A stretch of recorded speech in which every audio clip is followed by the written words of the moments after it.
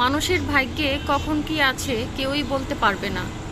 কিছুক্ষণ আগে আকাশ দিয়ে একটি বিমান চলে গেল, তো সেই বিমানটি দেখে আমার ছেলে অনেক অনেক বেশি ভয় পেয়েছে।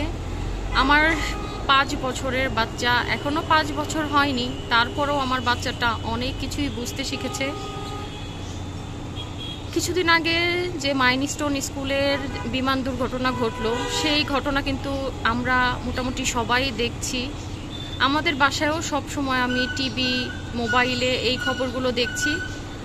আমার ছেলেটাও তো মোটামুটি বুঝতে শিখেছে। আমার ছেলে যখনই আকাশ দিয়ে প্লেন যায় তখনই দৌড়িয়ে আমাকে জড়িয়ে ধরে বলে, আম্মু তুমি ভয় পেও না, আমি আছি। এই কথাটা যখন বলে আমার বুকটার ভেতর কাঁপুনি দিয়ে ওঠে। আমার অনেক বেশি কষ্ট লাগছে, কোনো কাজেই মন বসছে না, কোনো কিছুই করতে ইচ্ছা করছে না, একদমই এলোমেলো লাগছে। আর মনে হচ্ছে আমার মনের কষ্টের কথাগুলো যদি কারো কাছে শেয়ার করতে পারতাম অনেক বেশি ভালো লাগতো। তাই ভাবলাম যে একটু ভিডিও শেয়ার করি। আসলে এভাবে আমি কার কাছে কি শেয়ার করব? যার কাছে বলতে যাব সে পাগল বলবে। কারণ আমার মনের ভিতরে কি চলছে আমি আসলে বলে বোঝাতে পারবো না। আমার বাচ্চাটার নাম আরিয়ান।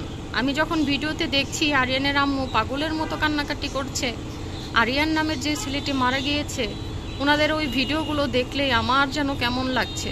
আর যখনই আমার বাচ্চাটা ঘুমাচ্ছে, ওর মুখের দিকে তাকাচ্ছি, আমার অনেক বেশি ভয় লাগছে, অনেক বেশি। আজকে স্কুলে নিয়ে গিয়েছিলাম, তো প্রত্যেকটা সেকেন্ডে মনে হচ্ছিল যে বাচ্চাটা ক্লাসে কি করছে। আসলে এই দুর্ঘটনা যে কোনো সময় যে কোনো জায়গায় হতে পারে, সেটা আসলে কেউই বলতে পারবে না কখন কি দুর্ঘটনা ঘটবে। তো যখন এই সুন্দর আকাশটা দিয়ে প্লেন বা বিমান যে কোনো যানবাহন যাচ্ছে, তখনই আমার অনেক বেশি ভয় লাগছে এবং কি আমার বাচ্চাটাও অনেক ভয় পাচ্ছে। তো আসলে কি রেখে কি বলছি আমি নিজেও বুঝতে পারছি না। আপনারা সবাই ক্ষমা সুন্দর দৃষ্টিতে দেখবেন আর আমাদের জন্য দোয়া করবেন, দেশের প্রত্যেকটা মানুষের জন্য দোয়া করবেন, যাতে করে সবাই ভালো থাকে, সুস্থ থাকে। আজকের মতো ভিডিওটি এখানেই শেষ করছি। ভালো থাকবেন, সুস্থ থাকবেন। আল্লাহ হাফেজ, আসসালামু আলাইকুম।